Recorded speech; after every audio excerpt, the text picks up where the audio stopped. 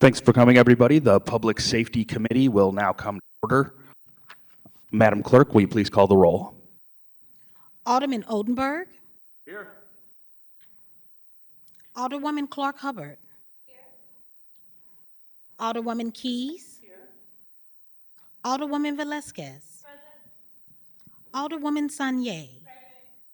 Alderman Aldred. Present. Chair Narayan. Here. 7 present. We have a quorum. Thank you, Madam Clerk. At this point, I'll entertain a motion to approve the minutes of Thursday, June 29th, 2023. Second. All right, hearing a motion and a second. Madam Clerk, could you please call the roll? Aye. I'm sorry. Alderman Oldenburg. Aye. Present. Alderwoman Clark Hubbard. Aye. It's aye.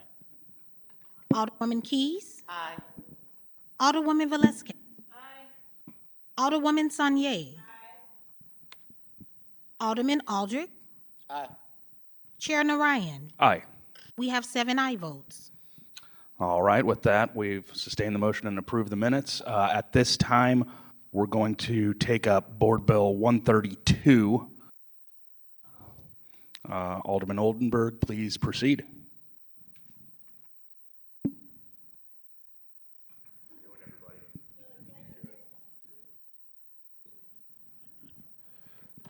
Thank you, Mr. Chairman, members of the Public Safety Committee. I am happy to be introducing Board Bill 132, but I first do want to thank all the young men and women who are here to watch local government. Everybody, hello. Thanks for being here. This is your city in action, doing its business. Thanks for coming. Today, I am pleased to introduce Board Bill 132, which is a plainly put board bill that accepts a grant that the St. Louis Police Department wrote to the Department of Justice and received a sum of $685,000 so that we can improve communication equipment and 911 communication software so that this allows dispatchers to retain information at a much faster rate. I've been told to the layman of software, this is akin to going from Windows 9 to Windows 10. Much more efficiency associated with the userness of the information. So with that, Mr. Chairman, I would certainly look for a favorable consideration and a vote out of this on Board Bill 132. Thank you for that, Alderman. Madam Clerk, would you please add me as a sponsor to this Board Bill to 132? Noted. Embank. And I hear a motion to embank it. Is there a second? All right. Everyone in favor signify by saying aye. Aye. Any opposed? All right. The ayes have it. So, Madam Clerk, if you could please indicate that every member of this committee wants to have their name on this bill. And at this point, I'll open it up for any questions. Alderwoman Clark Hubbard. Alderwoman Keys. No questions. Who doesn't love a good grant? That's right. Alderwoman Velasquez. Alderwoman Sanye. Vice Chair Aldridge. No questions. All right, and I don't have any questions. Seems like this is a good bill and hopefully gets our 911 call centers more of the resources that they need. And at this point, I will make a motion that we pass Board Bill number 132 out of committee with a... All right, there's been a motion and a second. Madam Clerk, please call the roll. I'm sorry, who was I saw the second was Sanye. I made the motion. Sonia seconded. Alderman Oldenburg. Aye. Alderwoman Clark Hubbard. Aye. Alderwoman Keys. Aye. Alderwoman Velasquez. Aye. Alderwoman Sanye. Aye. Alderman Aldred. Aye. Chair Narayan. Aye. We have 7 aye votes. With that, we've sustained the motion, and Board Bill 132 comes out of committee with a due pass recommendation. Thank you. At this point, we will take up Board Bill 93. And before we go ahead, but just before we proceed on this, I have been asked by the administration to note that at the request of the sponsor, we've broken this meeting, we've broken the hearings up into 2 hearings on this. So that's why there's no one here from the administration to talk on this today. It's not that they do not want to speak to this. They will be here next week at our regularly scheduled time. And with that, Alderman, please proceed. Thank you, Mr. Chair, members of the board.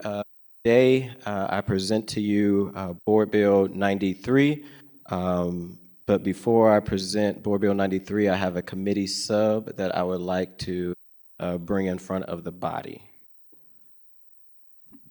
I guess just make a motion to do so. And, there's a motion. Is there a second? All right. Madam Clerk, please call the roll. Alderman Odenberg. Aye. Alderwoman Clark Hubbard. Aye. Alderwoman Keys. Aye. Alderwoman Velasquez. Aye. Alderwoman Sanier. Aye. Alderman Aldrich. Aye. Chair Narayan. Aye. We have 7 aye votes.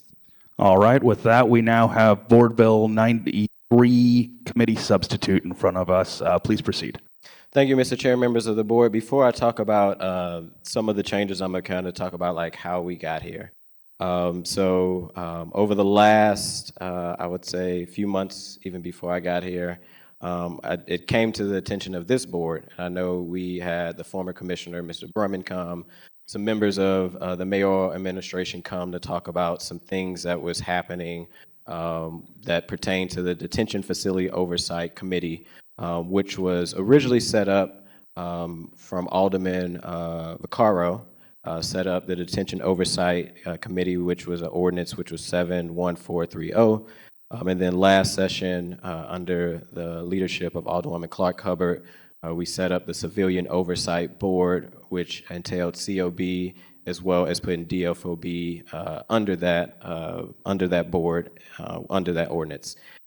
Since that ordinance has been in place, it is really good that we had it. I know that everyone here on this committee cares about transparency and oversight. The mayor signed it. It has been a big push for a long time, way before I was even an activist. I know we have the legendary Mama Jamala in the room. These conversations have been going on for a very long time of how do we have oversight in policing, but also in our jail system. But today I'm here to talk about the jail part of the civilian oversight. And as we've been hearing from members that sit on the DFOB and also members who serve under the mayor's administration, under Board Bill 71647 that was set up, the goal of what we're trying to do is just clear up a lot of things that was spelled out, but putting some clear verbiage and language in there so that board members who are volunteers on the Detention Facility Oversight Board don't feel like that a goalpost is being moved or feel like that they are being stalled in the work that they're doing, as well as being able to do the necessary work that they need to do. So in the committee sub, what we managed to do with trying to clean up some of the language in the detention facility oversight part of the bill is the first thing we're doing is we will be repealing ordinance number 71430. So that was Alderman Vaccaro's original bill that set up the detention facility oversight. So that was the board bill that said that there will be a detention facility oversight board that can go into the jails to be able to investigate when they feel things are going on. And the reason that we're repealing 71430 and putting it under 71647 is that we want to make it clear. Right now, when you look at both of the ordinance, they both reference detention facility oversight, and they also reference, Vaccaro's reference detention facility oversight, and then in the current language, it referenced civilian oversight and detention facility oversight. So just to make sure that people aren't looking in two locations when they're trying to get information on what the role is of the detention facility oversight, we're repealing Vaccaro's, former Alderman Vaccaro bill and putting it under 71647, which is Alderwoman Clark Hubbard's bill. And with repealing that, we are keeping all the same language. A lot of the language that was Vaccaro's is also in Alderwoman Clark Hubbard's, but we also make sure that the key component of Vaccaro's bill was to uphold the DFOB. And also, as we repeal that and put that in the new language, we are clarifying the exact work of what civilian oversight investigators' scope of the role is and what the scope of DFOB members' role is.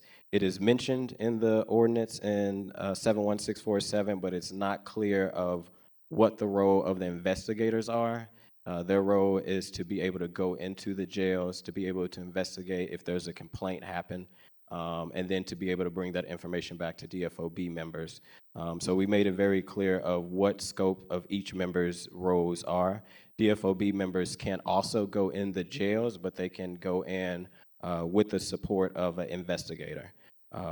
In Section 8, what we did is we outlined, like I say, the scope of work that would be in the committee substitute.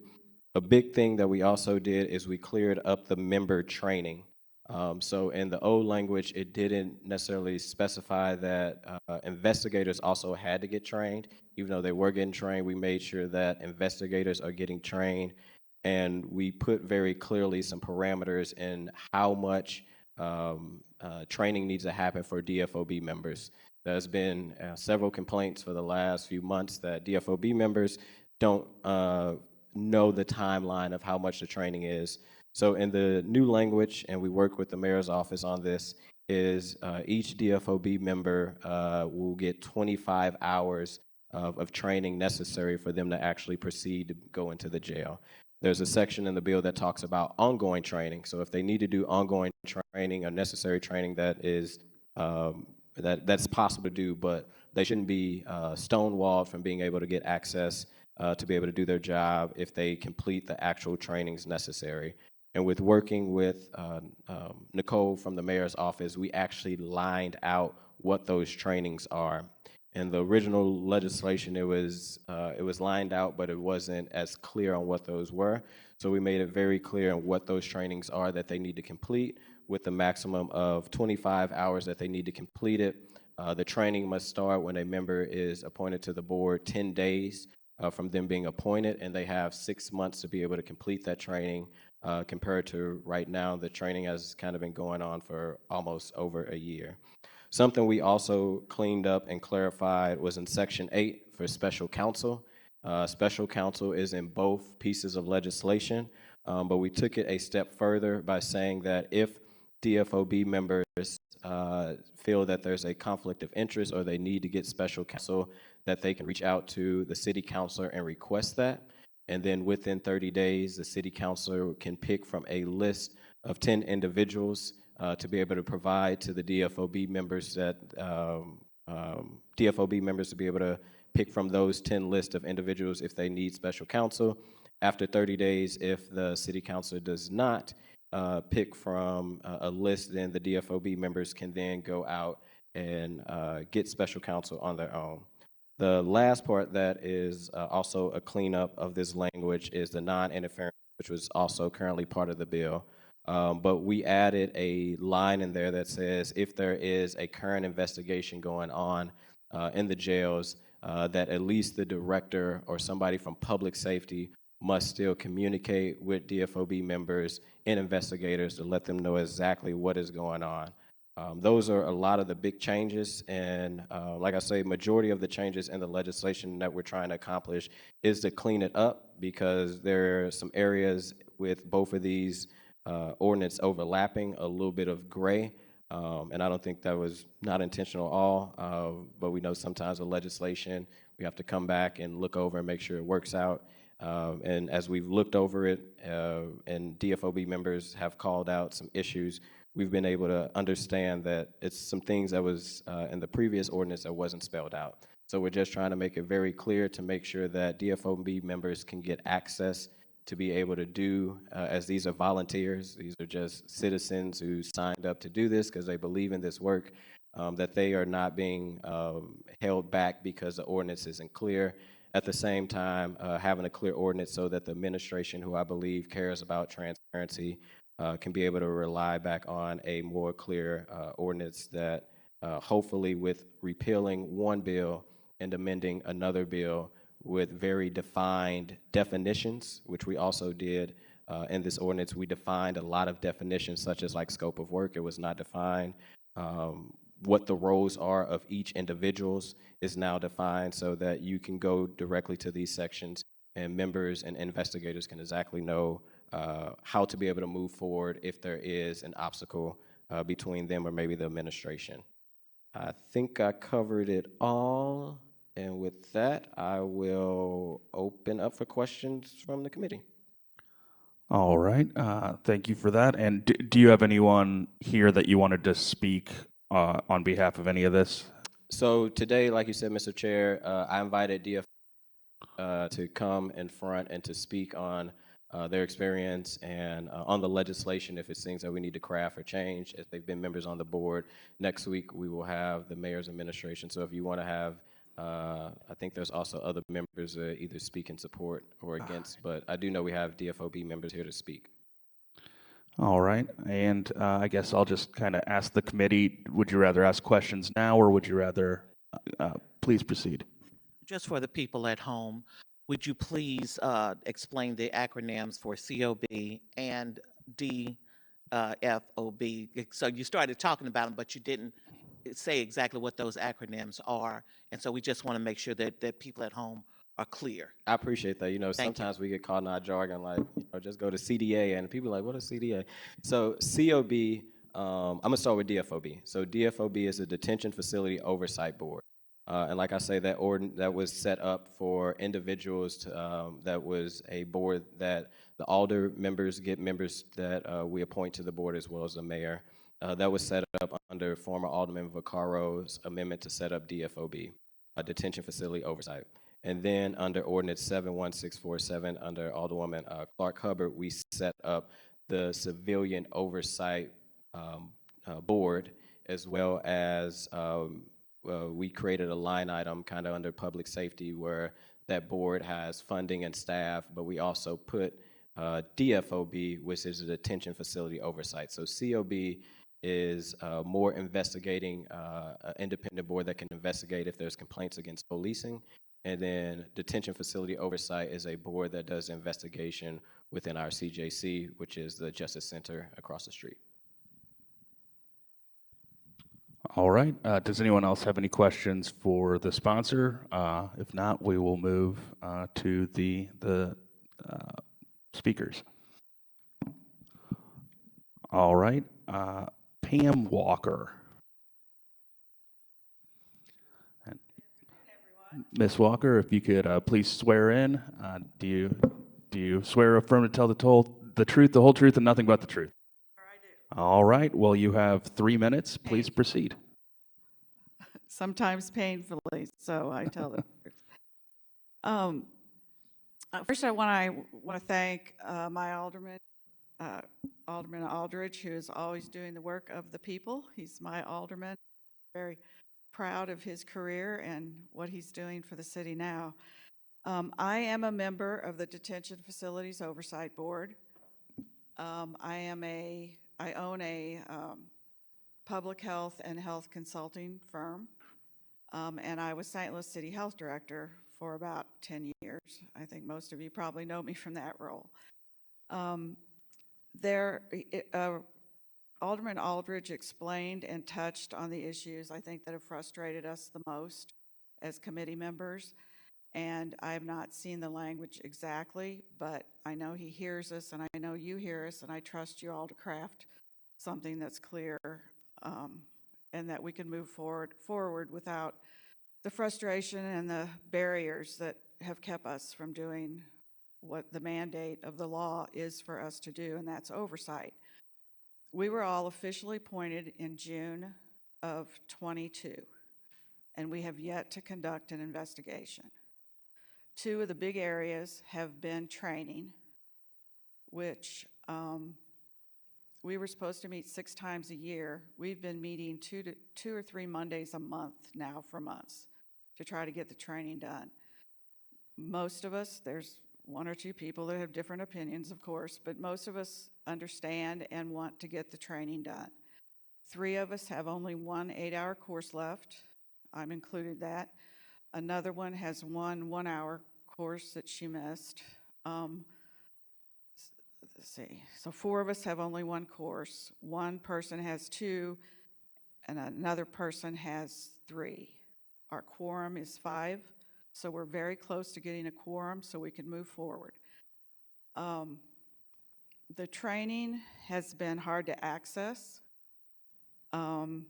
It was mandated on us, which the original bill didn't do. The original bill said that the Detention Facilities Oversight Board would, in cooperation with the Oversight Division, come up with our own training in these broad categories. It turned into, you have to have 2 8-hour training days to get into the jail, and then you have to have all these other trainings. We're like, what are they? The city was like, we don't know. And we've gone back and forth. And honestly, some of them are interesting training. I really enjoyed the collective bargaining training. Wish I would have had it as a health director. However, I don't think it's relevant to an oversight board. The internal affairs, how that operates for the police department was very informative, but our board is corrections. We're not going to look at the police department at all. So making sure as you do this, that the training you mandate upon us is relevant to what we're going to be doing would be really helpful. The other is the policies and procedures.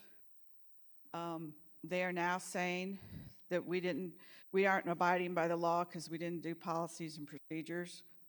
I'm going to give you some dates here. We actually began the policies and procedures process in August of 22. We were fully formed in June.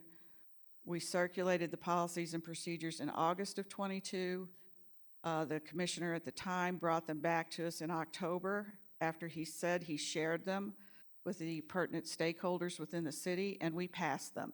So we've had policies and police procedures in place since October 22. We were told 7 months later in May that they were not, they didn't meet the requirements of the law for whatever reason. I don't know if the law was amended, judge's ruling, whatever.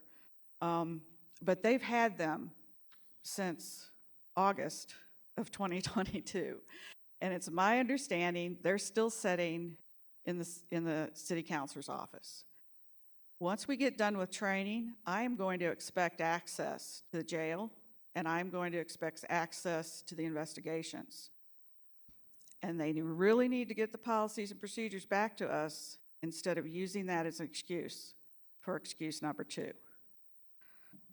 The third thing he talked about is we can't interfere in ongoing investigations by the police department, criminal investigations and such. I think what he's proposed is completely reasonable. We don't want to interfere in that. We don't want to conduct 2 investigations if they're not necessary. But we're getting complaints. We're hearing from the public. Our phones are ringing. We need to at least know what investigations are occurring. I have no idea of the 10 deaths, which ones are under investigations, which ones have been investigations, which ones nothing was done on. We at least need a monthly briefing on what is happening with those kinds of investigations. Let's see. Oh, the other one is, you will hear, is we don't have any authority over operations. The original bill mentions very clearly that we can review and make recommendations on operations, policies, and procedures, and maintenance and conditions of the facility. It mentions operations 3 times, and it's very clear that within our investigations, part of our investigations is to look at the operations, policies, and procedures, and maintenance and see how they contributed to whatever we're investigating. Please don't change that because it's very clear, and somebody in the administration just needs that part of the bill.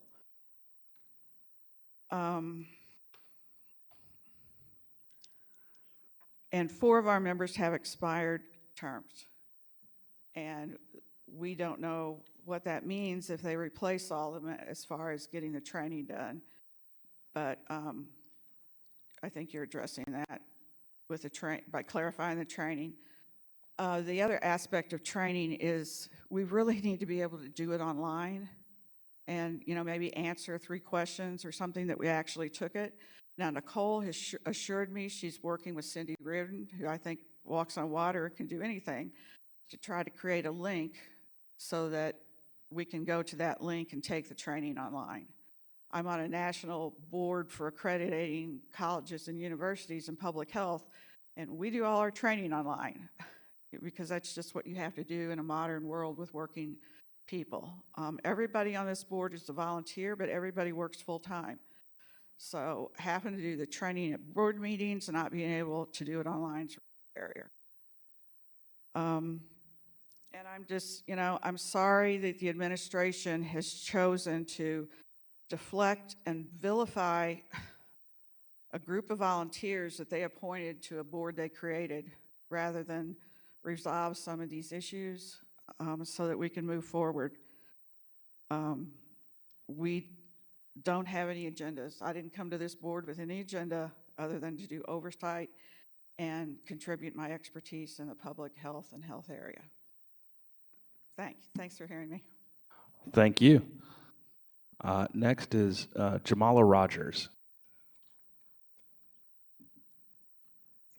Sorry. Ms. Rogers, do you swear or affirm that the testimony that you're about to give is true to the best of your ability? I most certainly do. All right, please proceed. Yes, my name is Jamala Rogers. I am a co-chair of the Coalition Against Police Crimes and Repression. In fact, I am a founding member. As of this year, we are celebrating our 40th anniversary. So that's how long I've been living, breathing this particular area of work. So what that means, Alderwoman Saulnier, is that we were doing this before you were born. But I'm hoping that it doesn't take 40 more years for us to be able to fine-tune the process that we have been working to really create and make sure materializes. So when I signed in, I didn't sign in on the support because I don't know what the final board bill is going to be. Alderman Aldridge attempted to give me a fast forward kind of process, but I'm still processing it. And I think what I heard is going to resolve some of the outstanding issues. I don't know. Next week, I guess, we'll determine that.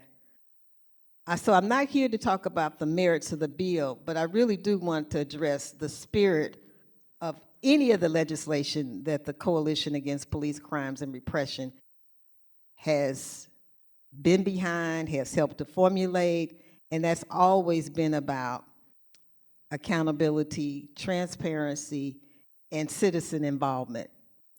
So one thing that troubles me about what I've seen, and it's been, as most people know, sort of open warfare between the DFOB and the administration, is that these particular advisory boards were set up not to be adversarial, but to complement the administration and the duties of the administration, whoever that might be.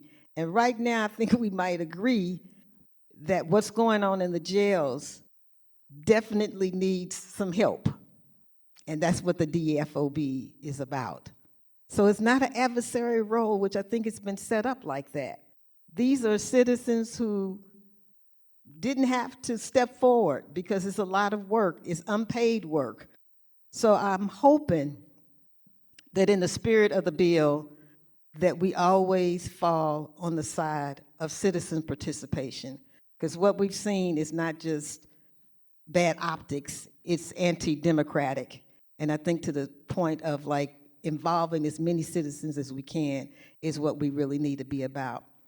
The second thing I want to just address is there is still unclarity around the terms for the Citizen Oversight Board. What happened with the signing of the bill, there was a court injunction. That injunction took some months. When it was finally lifted, then we said, okay, now what is the new process? Because the ordinance was very clear. 30 days from this, 60 days from that, 90 days from that. No one seemed to be able to answer that question. So we had people ready to be appointed by their alderperson to be considered for the COB, but nobody could tell us when the deadline is, and then from there, when does the process start, where there's going to be input from you all, and then ultimately the mayor gets to sign off on those folks. So there's some gaps here, and you got a community of folks who are involved with this that's willing to help figure it out with you. So just see us as a resource. So I thank you for the opportunity today, and hopefully we'll see democracy in action going forward. Thank you, Ms. Rogers. Next up, we have Wolf Smith. All right. Do you swear or affirm that the testimony that you're about to give is true to the best of your ability? I do. All right. Please proceed. Awesome. Thank you, committee, for having me and letting me speak. My name is Wolf Smith. I'm with the Conflict Resolution Center of St. Louis. We are St. Louis City's Community Mediation Center. We utilize a combination of professional and community volunteer mediators in order to help St. Louisans resolve disputes peacefully. We were built into the 2014 bill and then kind of like reauthorized in a weird way in a 2017 bill. So I'm not necessarily here to do much other than to just make sure that we're not forgotten as part of the process. I am a lawyer, but I got confused on the language in terms of whether or not the paragraph about mediation being an allowable part of the process stays in the new legislation. So I just want to make sure that if folks are submitting complaints to the Civilian Oversight Board, that they can choose mediation, not mandatory, always voluntary, but they can choose mediation as one option to help them resolve their complaint and hopefully get justice that feels meaningful to them. Right now, we're not able to do complaints that are brought to DFOB, but when we gave a presentation to the DFOB earlier this year, we heard interest from them about potentially offering mediation as an option for those complaints as well. And so I would like you to consider, as you're moving forward, potentially adding in mediation as one voluntary remedy that folks can choose as part of the complaint process. Thank you. All right. Well, thank you for that testimony. Next up, we have the Reverend Gray.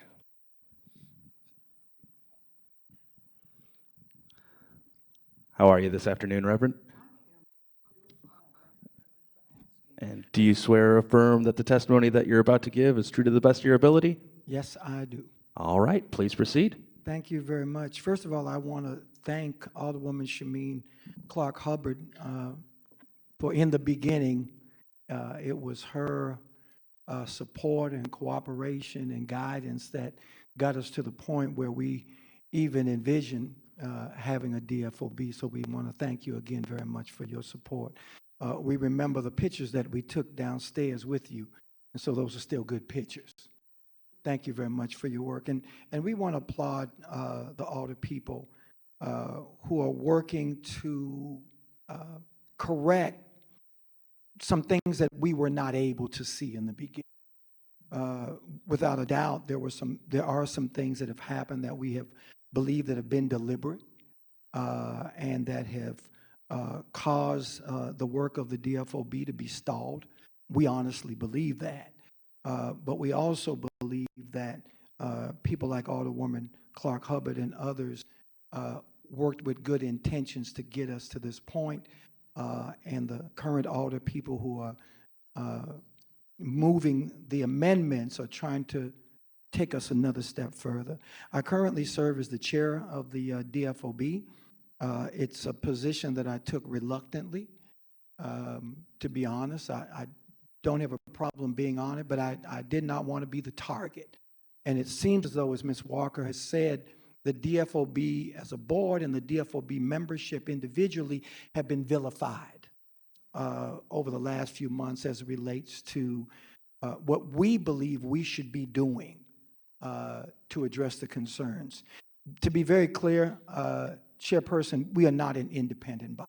I mean, the word independent should be stricken from all of this ordinance, because we have not been, nor are we now, and even with any recommendations that anybody has put forward so far, it does not make us, allow us, cause us to be independent, period. We're not. So I wanted to make that clear. I also want to make it clear that our board members have been governed primarily by two things: the ordinance, which some of us had some input in, and a lot of us did not. We've been governed by that, but we've also been governed by the Constitution. We've been reminded and remind ourselves that people in the Justice Center, most of them have not been to trial. They've not been adjudicated. They are innocent until proven guilty, and we stand on that. But the reality is that we understand that there are those who have been found guilty of a charge, who were there to serve a day up to a year. But regardless of that, every single person over there, be they detainees, correctional officers, support staff, administrative staff, all of that is sacred life. And our concern has always been for everyone who steps foot in that building, who works there, resides there, whatever. And that has always been the case. So when we hear the Commissioner of Corrections say that no one asked about correction officers, that is just so far from the truth, it's not even funny. We just wanted to make that clear. One of the things that we would recommend, in addition to supporting what Alderperson Aldridge has submitted, that we want to remove any and all requirements that complaints be shared with the Commission of Corrections. At the beginning of any of the process whereby DFOB staff receives the complaints, we should not be required to submit those complaints to the Commission of Corrections. Why? Retaliation, concern of retaliation. The tablets that they have, half of them don't work anyway. But whatever complaints the staff finally gets, they should be able to go through the process, work through the process, make a recommendation, and then share the findings and the recommendations to the Commissioner of Corrections, not at the beginning. Because the belief is that if you share those complaints at the beginning of the process of investigation, minds can change. Things can change by the time investigators have an opportunity to do due diligence. And so we want to make sure that as this committee continues to look at the amendments that have been proposed and other amendments, that you would take under consideration to remove any and all requirements that complaints be shared with the Commission of Corrections at the beginning of the process. Number three, the city councilor, chairperson, the bill as we now have it has made it very clear: all roads to any destination leads by way of the city councilor's office throughout the ordinance. And for the most part, with the exception of the amendment that the alderperson has made, all roads still lead through the city council's office. We understand very clearly, chairperson, that the concern that alder people have, that the city attorney has, that the mayor had, litigation.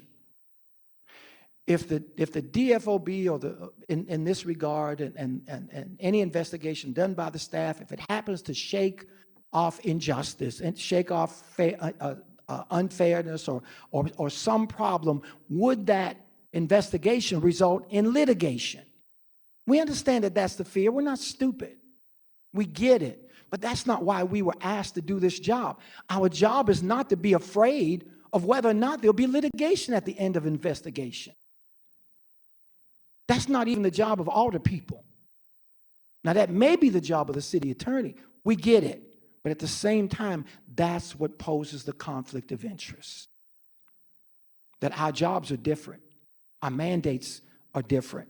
And so, in addition to what Alderperson Aldridge has submitted as far as the 30 days, the city council will give us a list of names, probably from her same law firm that she worked in, the list of names, and if she doesn't, then at the end of 30 days, we can go out. But there's still no recourse for conflict of interest.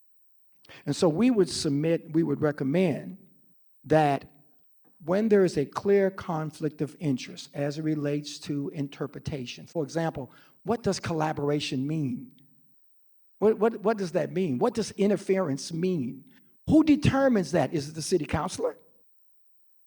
So if the city council is going to determine what collaboration means, what interference means, or what DFOB means, that's a conflict. So who resolves that? Right now, there's absolutely nothing in the ordinance to resolve it. So we would submit that when we have a conflict as it relates to the ordinance and interpretation, and we reach an impasse, that we would recommend that either the state attorney general and or the bar disciplinary committee become involved. There's got to be a way to resolve conflict. The city attorney cannot have the last word when it comes to justice. I'm almost finished, and thank you for your time. I saw you looking at you.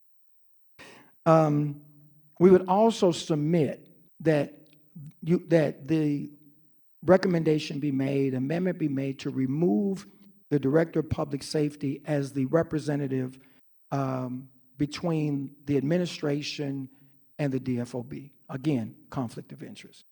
If our job is to provide oversight to this facility, which the Director of Public Safety is responsible for, then how can you not expect there to be a conflict of interest?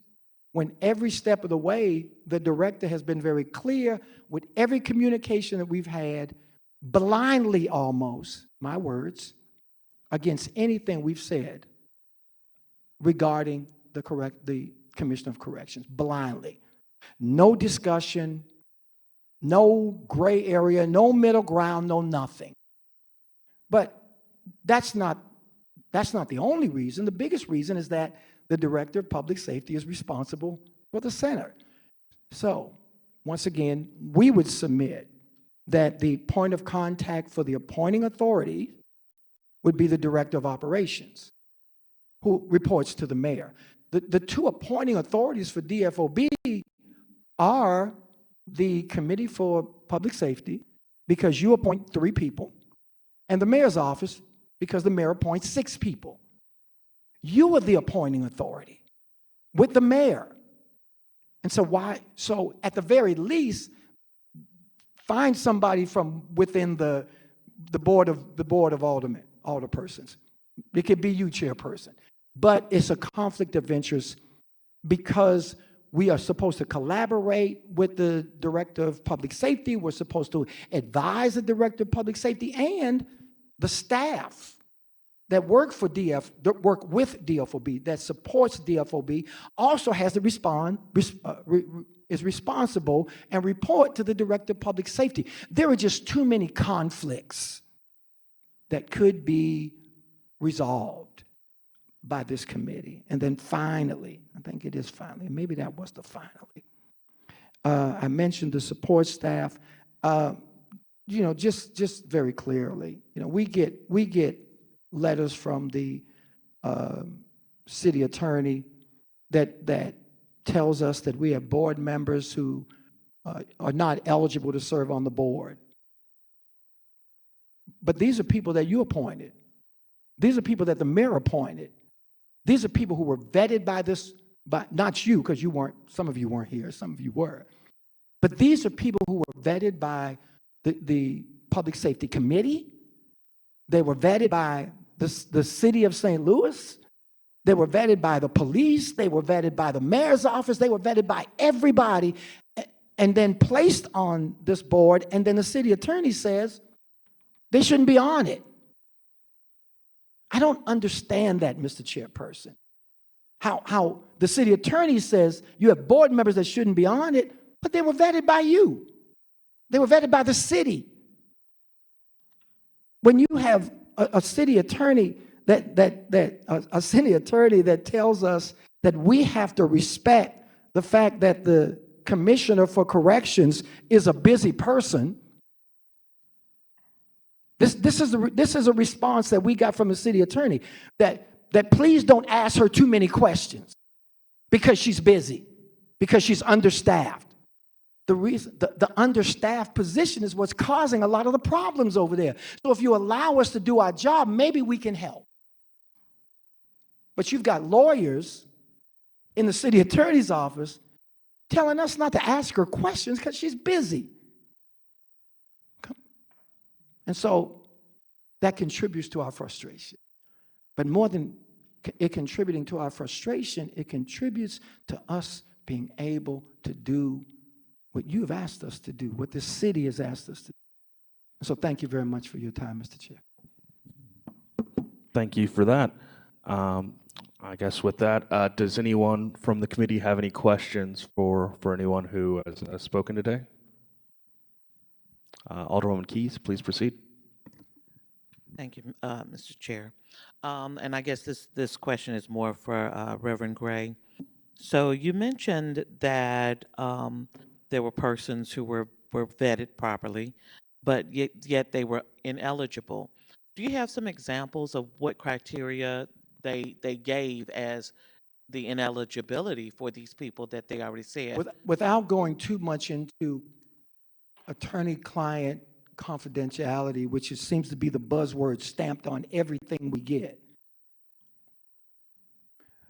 Without going into it, my understanding is that if people do business with the jail, it's a conflict of interest.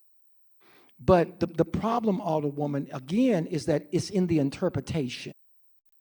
Is that if you only have one body, the city attorney making that interpretation above and beyond what this committee has vetted. And so that's the issue, that we have two people who have done business. Now, this could be nonprofit, it could be profit. It's not explained. And our problem becomes when we can't get a further explanation without getting 33 pages of case law.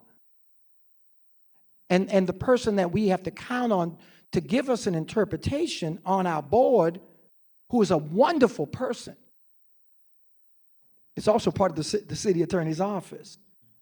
So, and once again, Alderwoman, it's in when we get to the impasse of that interpretation where we disagree with the interpretation, then what do we do? And so that's the issue there. Now, those two board members are still there. My thinking would have been, Alderwoman, that if the city attorney felt that these people should not be on the board and felt that strongly about it, then the city attorney should have gone back to the appointing authorities of those two people, the mayor and the Public Safety Committee, and said to the mayor and the Public Safety Committee, you've placed two people on the board that are ineligible, but that wasn't done. I'm sorry, I probably gave you more information than you asked That's for. exactly what I was looking for. Okay. Additionally, I think I heard early on that training could take up to 6 months. To me, that seems like an inordinate amount of time, having been an investigator for the state as well as the federal.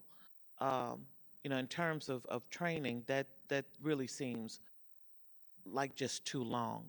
And a lot of retention in training is lost when it is spread out. So I don't know if that's a hard timeline or if that can be reduced. And I understand that these are volunteers who are unpaid, who work full-time jobs, but effective training spread out over that length of time, there's going to be a retention issue. We support what Alderperson Aldridge has presented. He's definitely streamlined it. He's caused the time frame to go down, and so we support that. Our biggest issue with the training, Alderwoman, is that we are being told that we can't even do our work until we complete it. And so you're talking about training, as Secretary Walker has said, we've got people who work, everybody works, and so they're trying to fix the training to fit our our free schedules, and the thing that bothers us probably more than the training being forced on us, a lot of it totally unnecessary. Again, when the 9 board members were vetted, they were asked to come from different areas: legal, nonprofit, medical, ex-correctional officers, ex-offenders. And so we were asked, this board in its wisdom said, let's look for people who bring that experience and expertise with them. And so you had a board that had all of the above, and then you tell it you can't work. So you've looked at the what is, whatever expertise you bring, but that's not enough. I don't have a problem with training. I don't have a problem with the fact that there are some things we need to know as a board, no doubt about it. We have a staff that had to go through training. You're going to tell me that this staff had to go through that same training that we had to go through? And the staff, again, hired by the city, vetted by the city, hired because of their expertise, their experience, their professionalism, their integrity. And you're telling me that they're not allowed to do their job? They still can't get in the building. They're still being denied. This is insane. But I gave a long answer to a short question. Thank you for asking that short. Thank you so much, sir. Gave me a little bit more time than the chair gave me. All right, Alderwoman Velazquez, please proceed. Thank you. I think my question is more for Ms. Williams, but I'd be in sort of a tangent or double both you and Walker, I'm sorry. You said, I was looking at the committee substitute, and it looks like, I guess, have the topic trainings changed, and you said that you testified that some of the trainings didn't seem relevant. Are the trainings proposed in the committee substitute the same topics there were before? Is there room for, are there specific sort of areas that you object might be a strong word, but that, you think are relevant? So I don't think Ms. Walker's seen the committee sub. So the trainings, so in the original ordinance, it actually doesn't lay out like exact what those trainings are.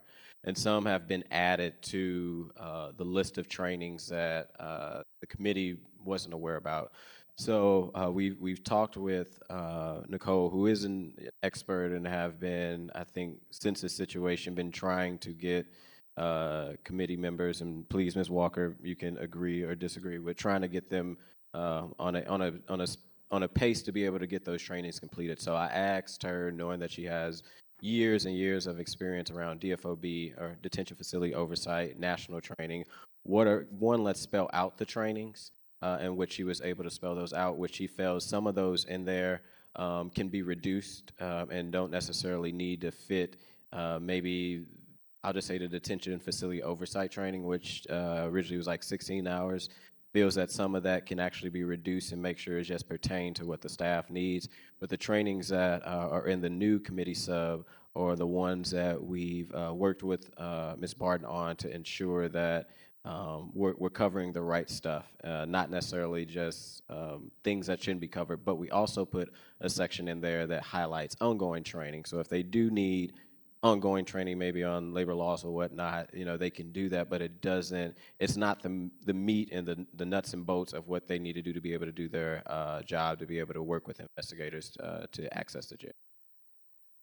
All that I would ask is that this not become a zero-sum game again, where when this bill passes, we get told, oh, you have to start over again, like on the policies and procedures, that those of us who will be trained probably by the time this bill passes are considered trained, and we can do our job. And that's why it was important to talk with Ms. Barton to know exactly what trainings they've already done, because we could have just said, or I could have put in there a certain training, and then they would have had to do additional training outside of what they already did. So she provided a list of the trainings that she's training them on and putting into the legislation. Most have completed some of those trainings, but like I think it was Ms. Walker or Rev said, the board has 4 expired terms. I think 1 person has resigned. So you 5 members. So if and when public safety, we feel those members or don't, it's good to lay out what training is necessary with the time amount so that it doesn't hold up the current members, but new members can come in and exactly know what they need to get access to the detention facility oversight. Thank you. I have one more question. I think it's best probably for you, but I know Reverend Gray mentioned conflict of interest, and I guess there are two questions that are related. Are there cities or there places where it's working where it's not, they don't have these either built-in conflict of interest, or the way that they report out does not start first with the jail commissioner? And where are those places? So I guess, are there places where there's less of a conflict of interest with maybe the city councilor and the head of public safety, which we listed here, and a way to investigate in a more independent way? I will get that list to you. It's actually some places where when they go for legal counsel, they don't go through the city councilor, and that was a purposeful thing so that you don't get into this place where I think where some of the members now may feel that there's a conflict. There are other cities. Our language, I would say, is a lot stronger than maybe, I know Kansas City has a setup which is not super strong, but in other places, the way that they wrote their oversight language actually has it where if they want legal counsel, they don't even have to go through the city councilor, and they've been having their boards for several years. This was a way that was written. I think that could probably be an ongoing conversation what that looks like, but in both ordinance and language, it was that it goes to the city councilor. But there are other cities that if there's a conflict of interest or they want legal counsel, they're able to do it. Currently, the oversight board in their line item already has funds for professional services, which is legal counsel if they need support on that. That's why this bill has no fiscal note, because it's in there. Only thing is, the way that we're doing it is that they have to go through legal counsel. And what we're trying to do to clear it up is to make sure if they go through legal counsel that it's not stonewalled for them to actually get counsel, because as they've asked for requests, sometimes they haven't been getting a request back. So this puts parameters around actually ensuring that if they ask for a request, because there may be a conflict, if it doesn't meet within that timeline, that they still can get outside legal counsel, outside of our city councilor. But are there places that you've seen that we could look at, say, that set a good example? I mean, obviously the laws are different, but are there other cities that we should look to, or other I got a list of government them. that we should? Thank you to our former clerk, because he actually is going through all of this. I think the original kind of oversight started not just with him, it started with Antonio, former Alderman French, and then Kennedy, and then Vaccaro got tagged. Multiple people have been working on this, and like Alderwoman, or I said Alderwoman, I just promoted her, or maybe not a promotion. Mama Jamala said this has been going on for a long time, and I know he's been a big inspiration to it getting here. So he's brought attention to myself on how this is working in other cities where they don't go through the city councilor. So I will make sure the committee is aware of that, and maybe we can continue to have a conversation or maybe amendment before it's voted out of this committee. That would be great. Thank you. Alderwoman Keys? So my question, maybe suggestion, well, the question, first of all, is in terms of additional education or continued ed hours, is there an interval for those? Is it annually, biannually, or is it just whenever a training is available? So what we laid out for the clear training that is necessary that they need was the 25 hours in 6 months. And with talking with Ms. Barton, figured that 6 months was a good spot to land. I don't think she believed that it would take 6 months to get trained up, but we wanted to put some time frame instead of just saying training. And then I think what we've seen with the current board, it's been ongoing training for over a year now. The ongoing training that we put in the subsection part of the bill is that the board members and the department can work together if they want ongoing training at the discretion of the board members and the director. There's not saying that it has to be an ongoing training annually, it has to be an ongoing training on a monthly basis, but say a topic pops up that maybe they need to be trained on, that they could be trained on that. But the key part of that is even if it's an annual or monthly training, we don't want it where it will disrupt members from still being able to get access because they've completed the necessary training. Again, we're talking about members that will be doing oversight over the jail, which is a little less responsible than members that with COB that is oversight and policing. So a lot of the detention facility oversight operations doesn't change as much. A lot of the conflict of interest sunshine laws that they need to do doesn't train as much, but understanding that times change, maybe COVID come back around and there needs to be some type of training where it could be virtual to do something, right? But we put it in the ongoing training where it can continue to happen, and that's up to board members and also the commissioner or director to figure out what those ongoing trainings are, but not impeding the work of the necessary members that have already completed the required training that we set up in this ordinance that they will need to be able to do access or oversight for the jails. Thank you. All right. Does anyone have anything further? Alderwoman Saunier?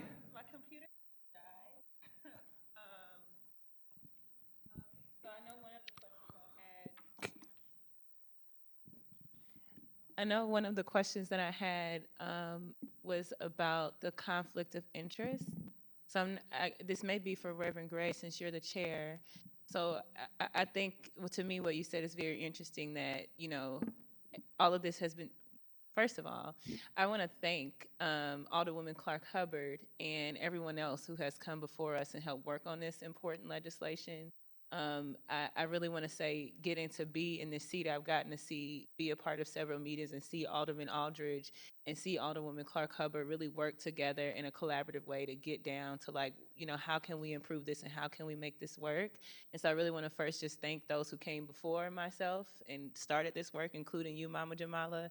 And then secondly, I want to commend you, Alderman Aldridge, for your strong show of leadership. You saw that the community had a concern, that issues were being raised, and then you went about it of starting conversations, but I've seen you have communications with the administration, with Alderwoman Clark Hubbard, and really trying to address the issue with just a lovely example of leadership. So I want to thank you for that and for all of the work that you've put into this, because I know it's not easy for any of us, and then especially to the members of the DFOB. I was on the board of education, and it was also a volunteer role, and so the fact that you all are here right now at 3:06 p.m. and I know there's many other places that you could be and you don't get paid for this work shows your passion and shows your commitment. And for anybody at home who may be watching, I in a sense want to apologize for us needing to do some things better as a city, period. I think we've known that for a long time. It's not even necessarily about, it's about these systems don't work. They're not set up to work. And so we're trying to set up new processes to address these things that are systematic. And I know that it's a lot for things that have happened in the jail, for people who are volunteering, for my colleagues. It's a lot. It's a tough issue to talk about. And so I'm glad we're here. My question was for Reverend Gray. In regards to conflict of interest, I thought it was really interesting what you mentioned about, when original vetting was happening, none of these flags were kind of raised. None of these things came up. So my question is about the conflict of interest. When all of those members were starting to be appointed, was there any concerns from anybody involved? Even if it was just a statement, if it was just, we'll need to look into this more, and if not, then when did you notice those flags and those concerns starting to come about conflict of interest for members who are serving?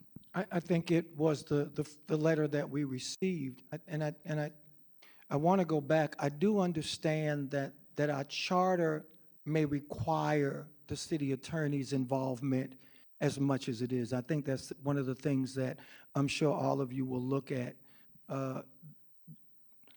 How does the charter reflect the involvement of the city attorney as relates to our board. And that may mean is that we can't get rid of that the city attorney has to be there. When we first wrote this ordinance, and I'm glad to see one of the lawyers here that was part of that, Lou, when we first wrote it, and I was part of it, I was part of the discussion. It came out of the Corrections Task Force. And we got the model from a oversight board in New Jersey. That's where we got the model from. But as Mother Jamala said, we realized it wasn't new. In that particular model, the conflict with the city attorney in New Jersey didn't even exist. And when we started writing this, there did not seem to be any conflict. And we had a representative from the city attorney's office involved in the discussion and the development of this ordinance from day one. We had that involvement. We did not experience the pushback from the city attorney until after we started questioning the access, when we started questioning access, when we started asking the Commissioner of Corrections for information. For example, the 86 recommendations that came out of the Corrections Task Force that Ms. Walker and I were on. When we started asking, the first question we asked, could you give us an update on the 86 recommendations and what has been accomplished during your term? That was our first question. And we caught the devil. We got the city attorney's office told us that we were asking for too much and that she was busy. The commissioner herself told us, well, the information you're looking for, you can look it up online. It's on our website. That's the response we got. Part of it was, well, some of the 86 recommendations, it involves another department.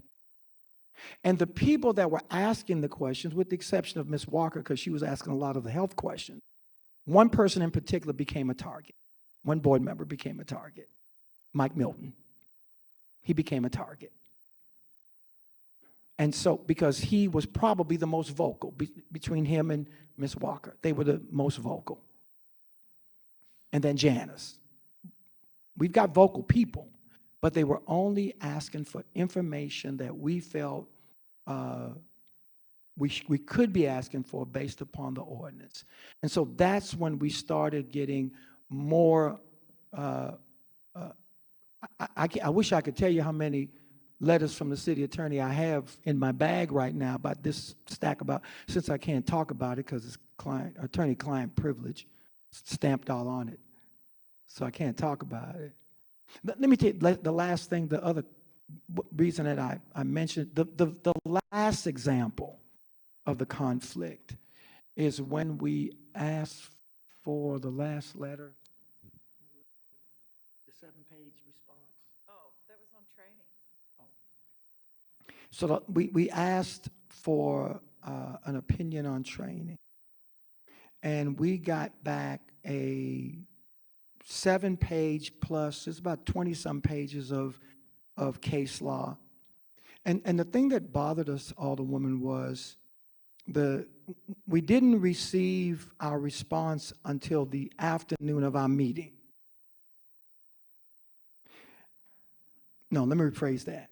The response was sent to the deputy commissioner, not even to the board members. And then when we asked about the response, Alderwoman, we were told that the response could only be sent to those of us who have signed the letter of confidentiality and gone through the class, which is only 4 of us at the time. But it wasn't even sent to the 4 of us, including the chair. The surprising thing was in the meeting with the representative from the city attorney's office said, well, we can't send it to you because you didn't sign the non-disclosure form, but I'll read it to you. Well, if you can read it to me, you can send it to me. And this is with people who have not signed the non-disclosure. See, that's the stuff that we're trying to understand. One minute you want to use the law, the other minute you forgot the law, and you're going to do it any way you want to do it. That's what we don't get. And so if you're really going to represent us, then represent us. But how can you represent the city, the Commissioner for Corrections, the Director of Public Safety, the Personnel Director, and the DFOB? How can one person represent all five without there being a conflict of interest? I'm not a lawyer, but I'm not stupid. And nobody on the board is stupid, and none of the staff are stupid. And so every letter that we get is it's just too much. It makes no sense. And at the end of the day, if you're my lawyer, you're not explaining it clearly enough, like a fourth grader can understand. Just explain it to me like a fourth grader. We're not getting any of that. Nothing. You're not representing DFOB. You represent the city. We understand it. We submit to that. Then let that happen. But don't play the game. Don't try to hide behind charter and ordinance and all of that. Say what it is. You're afraid of litigation. Say that. I'm sorry. Again, thank you for that short question. No, that's okay. That was helpful context. Okay. My other question may be for, I don't want to get her name wrong. Ms. Walker? Ms. Walker. Ms. Walker. Yes.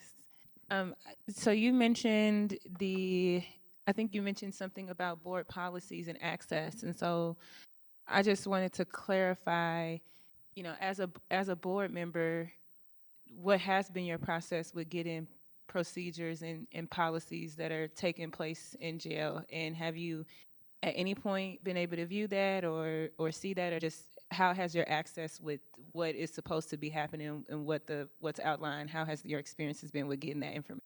We have not been able to conduct any level of investigation, and in fact, the Director of Public Safety staff, they cannot share any information with us as concerns complaints or any investigations that they have ongoing. They cannot share it with us. So specifically, like the policies and procedures that outline, there should be some policies and procedures in somewhere that outline the processes for investigations, the processes for, have you had any access to that? We passed our own in October of 2022. One was policies and procedures for operations, and the other one was policies and procedures on investigations.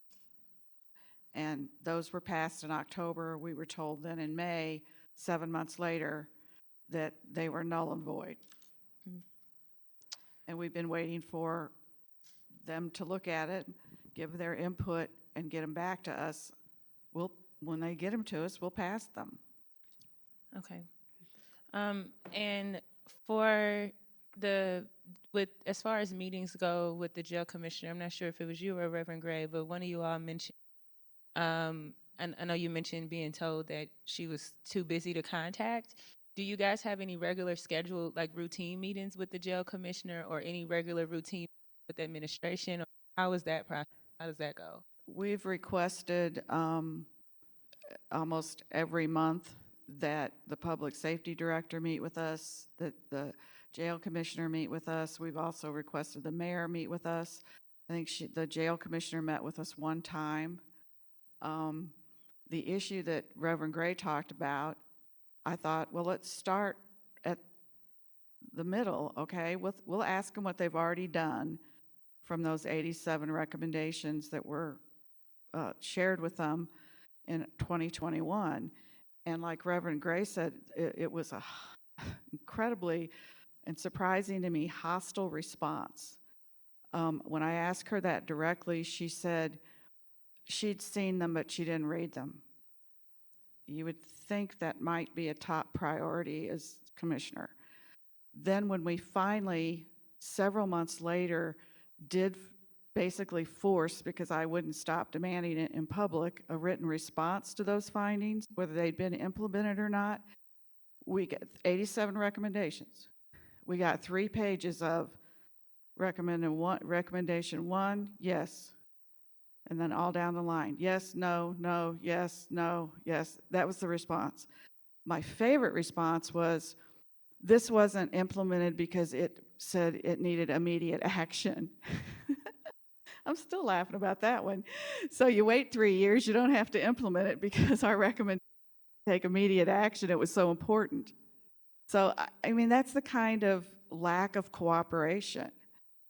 You know, and when you talk about the lawyer, at some point, somebody's going to sue us for not doing the job that the ordinance outlines us to do. You know, so stop hiding from lawsuits. We could actually be looking at some of these things, making corrective recommendations, or even saying that complaint's not valid. You know, we could be helping the city. That was the intent of oversight. And instead, it's Stonewall. As far as the structure of the board, though, are there, you know, usually if you're on a board, there's we have regular public safety meetings. Right. We have regular meetings that are routine that you don't even have to think about unless there's nothing on the agenda. So I'm asking about, is there any regular meetings between the DFOB and the jail commissioner or anyone in any city department, like scheduled, where, okay, every 6 weeks, has that ever been in the process since you all came to existence? Just a regular channel for communication? We have communicated to, as Ms. Walker said, in writing. We have communicated in writing, and particularly, I'm the chair, so the letter comes from me. I've asked for a meeting with the director. I got to respond. His schedule does not permit. We've asked for a meeting with the Commissioner of Corrections, and the response was, we're working on it.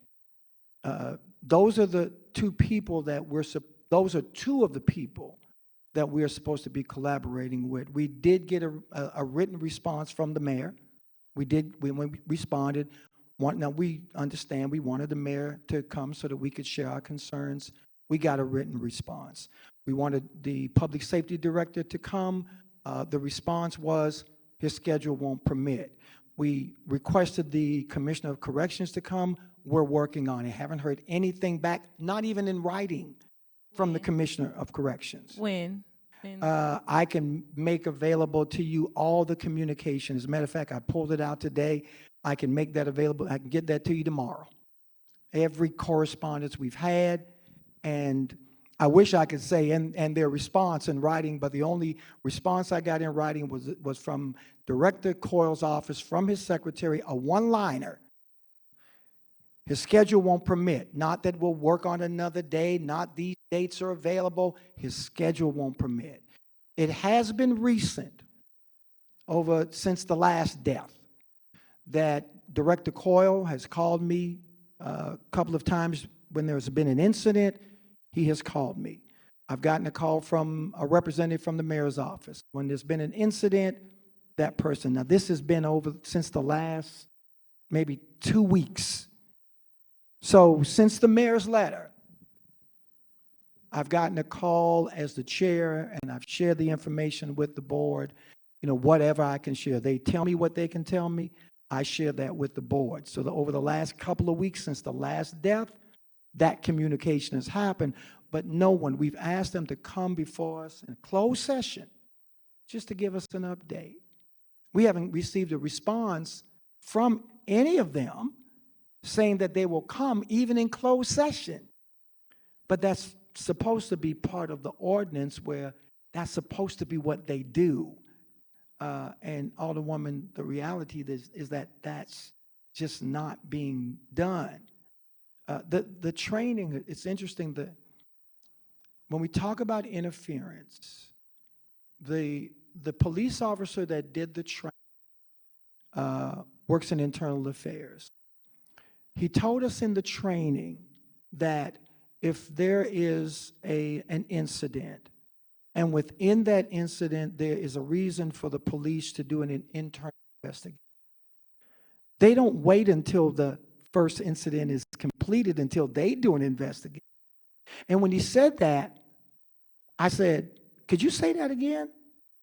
He said that there's no legal precedent that says that one investigation can't start while another one is going on. And what we've made very clear, Alderwoman, is that in our request to investigate, it's not to investigate anything criminal. So how could it interfere? Our job is to investigate procedure, policy, or lack thereof, protocol. That's our job. We're not criminal investigators.